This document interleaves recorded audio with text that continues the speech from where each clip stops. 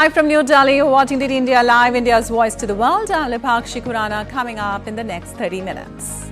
Strongest words yet from the US president warning Israel. Biden declares US won't supply weapons if ground operation on Rafah initiated. Holds back delivery of high payload munitions.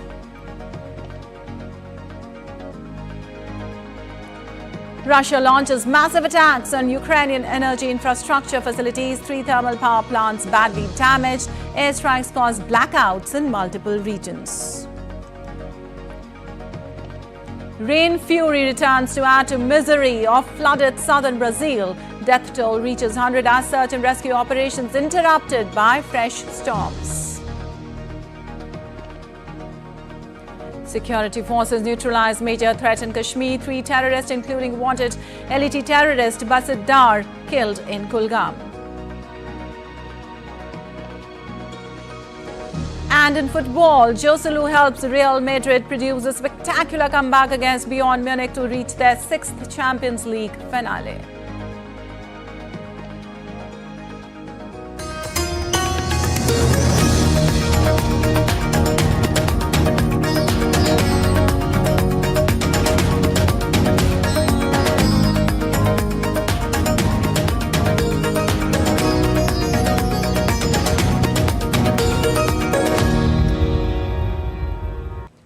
And on to the details now. The US President Joe Biden has said he will halt US weapons shipments to Israel if Prime Minister Benjamin Netanyahu orders a large-scale operation in Rafah. In an interview on Wednesday, Biden said that the US was still committed to Israel's defense and would supply Iron Dome rocket interceptors and other defensive arms, but added that if Israel goes into Rafah, US will not supply the weapons and artillery shells used. Rafah is the last major Hamas stronghold in Gaza. Biden said he did not consider Israel's strikes a full-scale invasion as they have not struck population centers. US has been working with Arab states that are prepared to rebuild Gaza and help with the transition to a two-state solution following the war between Hamas and Israel. When asked about 2,000-pound bombs sent to Israel, Joe Biden confirmed that the United States has supplied these to Israel but has now paused sending in its war against Hamas. The United States is by far the biggest supplier of weapons to Israel, and it accelerated deliveries after the October 7th Hamas-led attacks. In 2016, the US and Israeli government signed a third 10-year memorandum of understanding that provides $38 billion in military aid over the 10 years, $33 billion in grants to buy military equipment, and $5 billion for missile defense system. Last month, US Congress approved $26 billion in additional funding for Israel. And now let's understand what bombs were blocked by the US.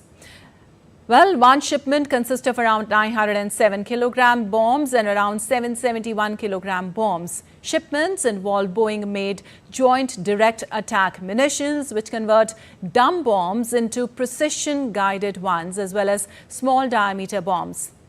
Now, SDB-1 is a precision-guided glide bomb that packs 250 pounds of explosive. Shipment was part of an earlier approved shipment to Israel. It is not part of the recent $95 billion supplementary aid package passed in April. Also, let us understand why is the US blocking these bombs. Now, the US is reviewing near-term security assistance in the context of unfolding events in Rafah. It reiterated that Israel shouldn't launch a major attack into Rafah without accounting for and protecting the civilians. The US decision was taken due to concerns about the end use of the bombs and the impact they could have in dense urban settings. Now, let me quickly tell you about when was the decision made and was Biden involved. Now, the US official said that the decision was made last week in which Biden was directly involved. Well, Israel announced its intentions to carry out major operation in Rafah in February this year. This met backlash from the international community, including from Israel's largest military supplier, United States. On February 12, the U.S. first voiced concern, saying civilians who are packed into Rafah in the Gaza Strip are exposed and vulnerable and must be protected. President Biden did not talk about any consequences but urged their protection. However, by March, the US hinted at considering conditioning military aid to Israel if it were to invade Rafah. They also issued its strongest public warning till then, terming any such attempt in Rafah would be a mistake. On March 19th, Biden, in a phone call with Netanyahu, asked him to send a team to Washington to discuss ways to target Hamas without a major ground operation in Rafah. On April 5th, the two leaders spoke again, during which Biden stressed Israel must implement steps to address civilian harm and the safety of workers and work towards a ceasefire to bring hostages back home. On 5th of May, the U.S., expecting Israeli invasion, indicated to put a hold on a shipment of ammunition. And now, on 8th of May, U.S. officials are talking of a hinge point in the relationship in which this suspended arms package could be just the first manifestation, depending on how Israel now acts in Rafah.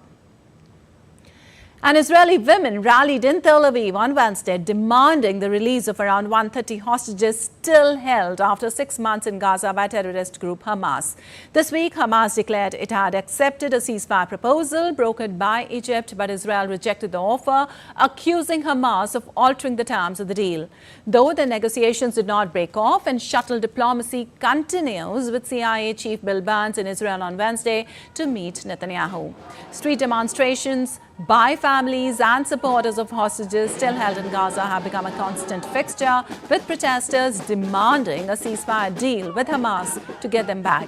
Others are demanding the government and the Israeli Defense Forces press ahead with the Rafah operation against the remaining Hamas formations holding out around the city. Yes, for us, every minute there's a little bit hope.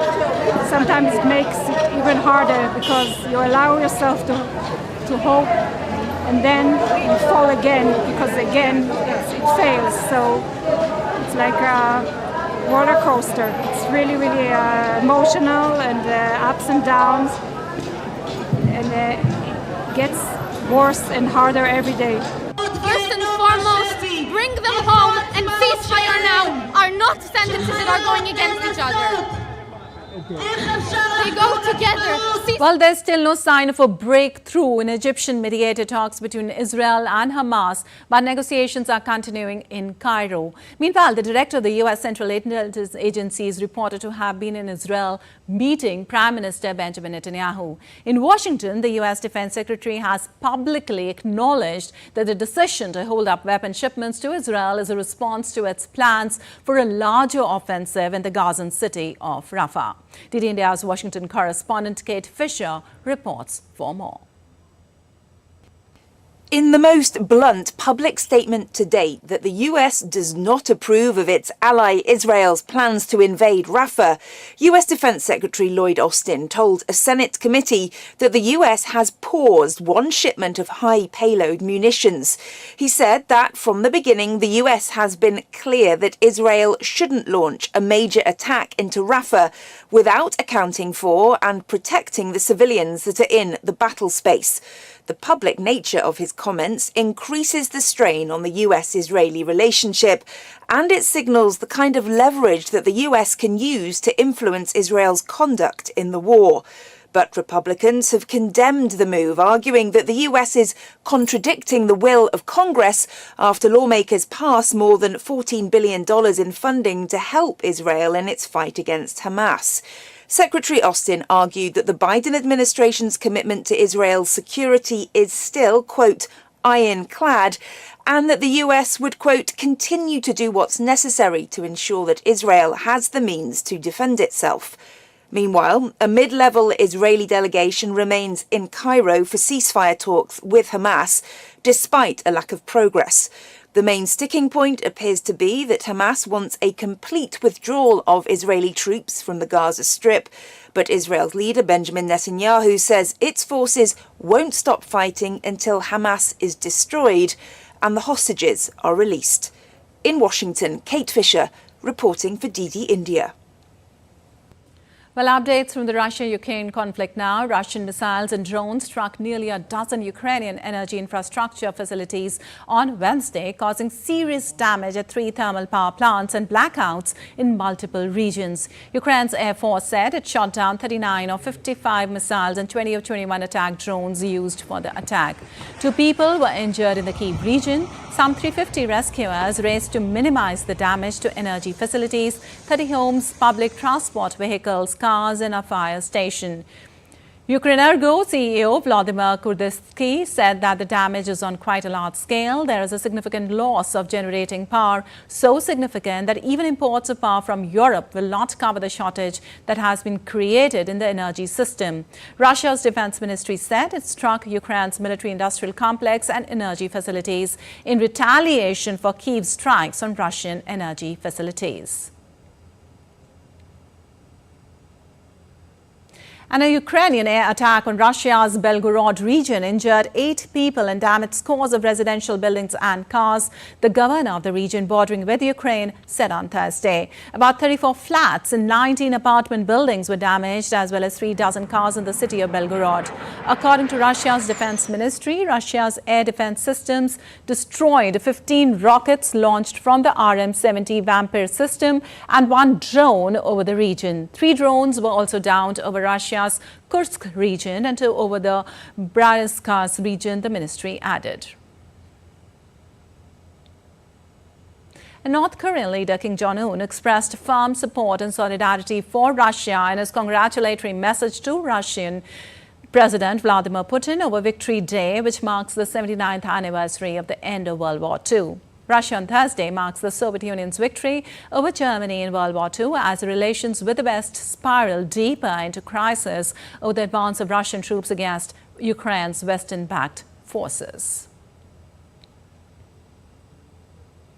Well, Russia slammed Washington over its recent report in India's context. Russian Foreign Minister spokesperson Maria Zakharova accused the U.S. to destabilize India during Lok Sabha elections. Speaking to media, she said that the U.S. doesn't understand the national mindset and historical context of the development of the Indian state and not respecting India as the state. The Foreign Ministry spokesperson added Washington's actions clearly constitute interference in India's internal affairs. And ambassadors from European Union countries agreed on Wednesday to use windfall profits from Russian central bank assets frozen in the EU for Ukraine's defense. Belgium, which holds the EU presidency until the end of June, said the money will serve to support Ukraine's recovery and military defense. In late April, Russian officials threatened the West with a severe response and endless legal challenges if the assets are touched. European Commission President Ursula von der Leyen said there could be no stronger symbol and no greater use for that money than to make Ukraine and all of Europe a safer place to live. As part of the deal, EU countries that do not give arms to Ukraine, such as neutral Austria, will abstain from the vote to allocate 90% of the funds to military aid.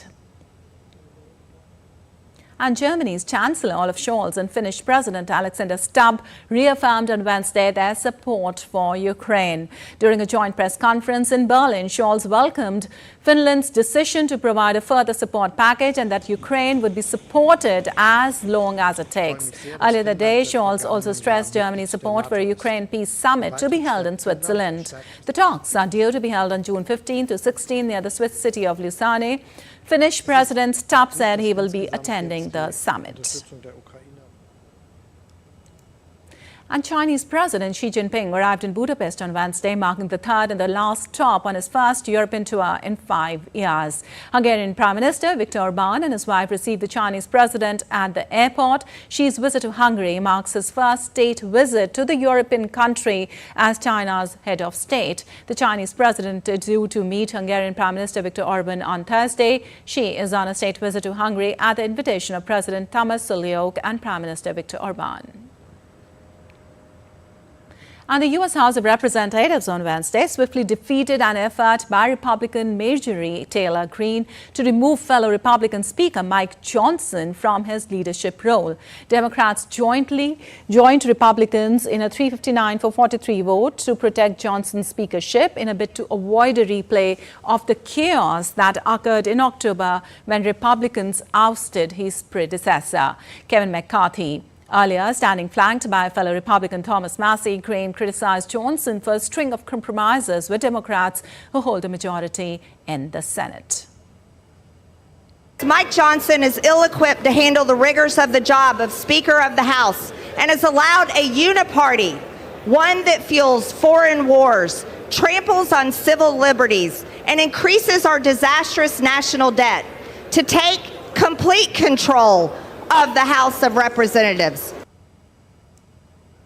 Well, the Biden administration is set to make a targeted move aimed at reducing illegal crossings. According to sources, the administration is expected to issue a new regulation tightening access to asylum at the U.S.-Mexico border. The regulation would require migrants to be assessed at an initial asylum screening stage to see whether they should be barred from asylum and quickly deported. The regulations are expected to be issued as a proposed one and finalized at a later date. President Biden, seeking second term, has struggled with record numbers of migrants since taking office in 2021. While former President Donald Trump has criticized Biden for rolling back more restrictive Trump-era policies. And South Korean President Yoon Suk-yeol has completed his first 2 years in office, admitting that his government's efforts to improve people's lives had fallen short, conceding a crushing election defeat for his ruling party last month, reflected voters' assessment of his 2 years in office. Yoon's comments in his first news conference in 21 months come after the defeat of his People Power Party in an April 10th vote, which prompted calls for a change in his leadership style and policy direction to salvage a presidency not yet at the halfway point. He has pledged to communicate better with the public in Parliament. He also announced the formation of a new government ministry to address the country's record low birth rate and fast-aging society. 그동안 제가 국정 운영해 온 것에 대해서 이런 국민들의 평가가 좀 많이 부족했다, 이런 것이 담긴 거라고 저는 생각하고 있습니다. 정부의 이런 정책과 이런 것을 국민들에게 좀 설명해 드리고 또 좀 소통하는 것이 많이 부족했다. 제 아내의 그 현명하지 못한 처신으로 국민들께 걱정 끼쳐드린 부분에 대해서 사과를 드리고 있습니다. And some weather news now. Rains return to flooded southern Brazil. More rain and the risk of lightning and stiff winds interrupted rescue efforts and threatened to exacerbate a catastrophe that has already killed at least 100 people and left over 1 lakh seeking shelter. The floods that began last week, caused by unusually heavy rains, have destroyed highways and bridges in the state of Rio Grande do Sul, which borders Uruguay and Argentina. At least 128 people are still missing, the state's civil defense authorities said, urging people living close to the Petos Lagoon, south of Porto Alegre, to leave their homes immediately. Brazil's National Center for Natural Disasters warned that the southern areas of Rio Grande do Sul state was under high risk of more flooding, with rainfall expected to restart after a brief hiatus. And still to come in this edition of DD India Live. Campaigning intensifies as the fourth phase approaches on 13th of May. Rallies being held in full swing.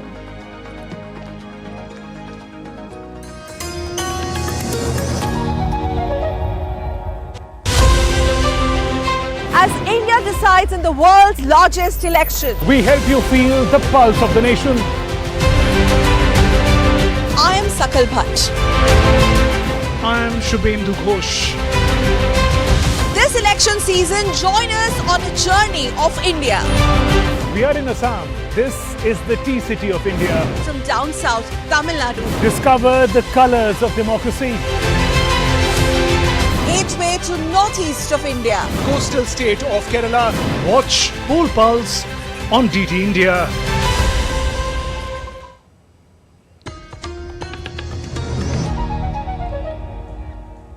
Welcome back. You're watching DD India Live. I'm Vipakshi Khurana. Moving on, 3 terrorists have been gunned down during an encounter in Kulgam district of Jammu and Kashmir. 1 terrorist was killed on Wednesday evening, while 2 others were killed on Tuesday, including a top resistance front or TRF commander. Our correspondent said fresh search operation has ended on Thursday morning, while the identity of the deceased is being ascertained. 2 terrorists, including wanted Lashkar-e-Taiba Basidar, were killed in the encounter with security forces on Tuesday.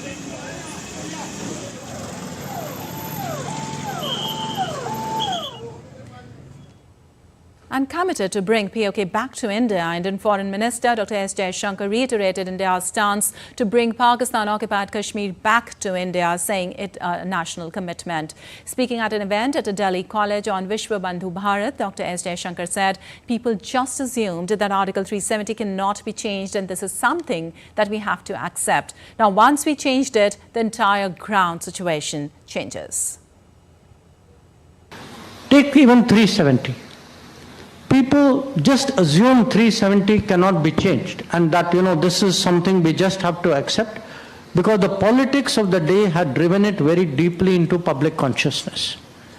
Now we see, once we change it, then the entire ground situation changes. So all I can say with respect to POK, that there is a parliament resolution. Every political party of this country is committed to ensure POK, which is a part of India, returns to India. This actually is our national commitment. Well, early on May 5th, setting the ground situation, Defence Minister Rajnath Singh said that India will never give up its claim on Pakistan-occupied Kashmir, but it won't have to capture it with force because its own people on their own would want to be a part of India after seeing the development in Kashmir. And Minister of Foreign Affairs of Maldives, Musa Zamir, is on an official visit to India. Foreign Minister Zamir will meet the External Affairs Minister, Dr. S. Jaishankar, for discussions on bilateral and regional issues of mutual interest. Maldives is India's key maritime neighbor in the Indian Ocean region, and Foreign Minister Zamir's visit is expected to lend further momentum to the bilateral cooperation between the 2 countries. This is his first official visit to India since assuming office.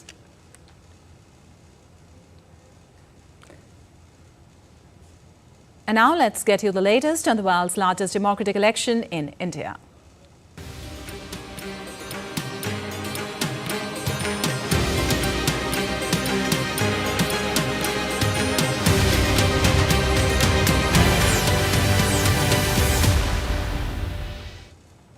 Well, the 4th phase of India's Lok Sabha elections is set to be held on May 13th, with voters across 96 constituencies in 10 states to cast their ballot. This phase will witness voters in all 25 seats in Andhra Pradesh and 17 constituencies in Telangana, along with other states participating in the electoral process. The build-up to this phase has been intense, with political rallies and campaigns in full swing. And campaigning for the 4th phase of Lok Sabha elections scheduled for May 13th gains momentum as political leaders holding rallies and roadshows across the nation. In order to garner support of voters in the favour of party's candidate, Union Home Minister Amit Shah to hold a rally in Bhongir Lok Sabha constituency of Telangana. Bharatiya Janata Party National President JP Nadda to hold public rally in Uttar Pradesh's Chitrakoot in support of candidate RK Singh Patel. BJP leader and Uttar Pradesh Chief Minister Yogi Adityanath to hold several rallies in the state. And in order to garner support in party's favour, political parties geared up to woo the voters across the country. Samajwadi Party Supremo Akhilesh Yadav to hold public rally in Uttar Pradesh's Lakhimpur constituency. SP candidate Utkarsh Verma contesting from the Lakhimpur seat. Bahujan Samaj Party Chief Mayawati to hold public meeting in Kannauj constituency of Uttar Pradesh. And as wildfires continue to devour forest in Uttarakhand, the Supreme Court on Wednesday pulled up the state government, saying that cloud seeding or depending on rain is not an answer to the problem, and that authorities will have to take preventive measures to tackle it.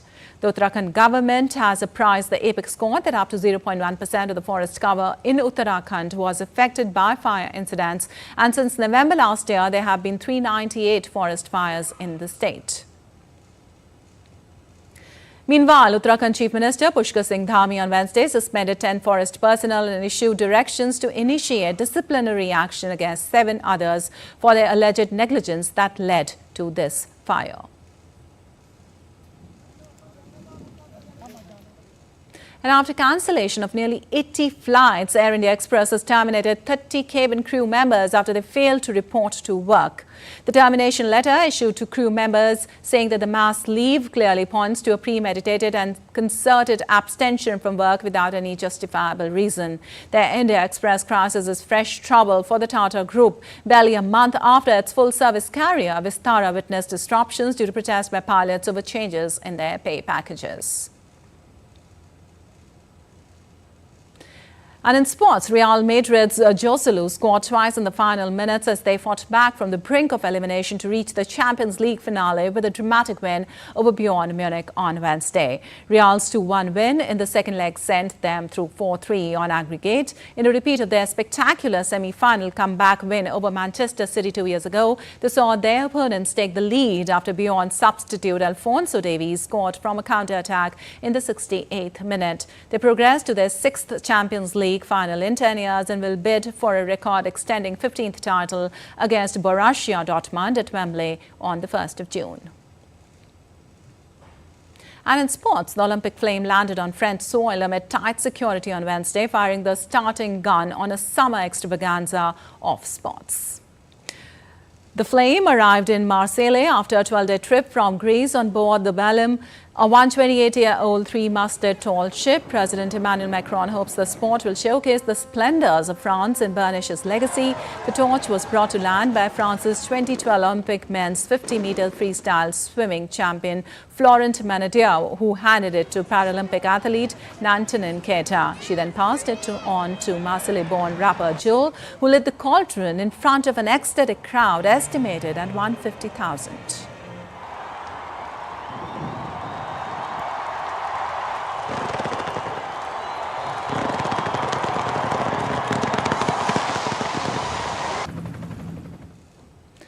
All right, that's all for this edition of DD India Live. But let us know your thoughts on the news of the day. For those on the go, you can get all the latest news and updates from India and across the world on the DD India mobile app. The app is available on both Android and iOS platforms. Scan the QR code on the screen to download now. We'll be back with more news as it breaks here on DD India. I'm Lipakshi Kurana from all of us here in Delhi. Thanks for watching DD India Live.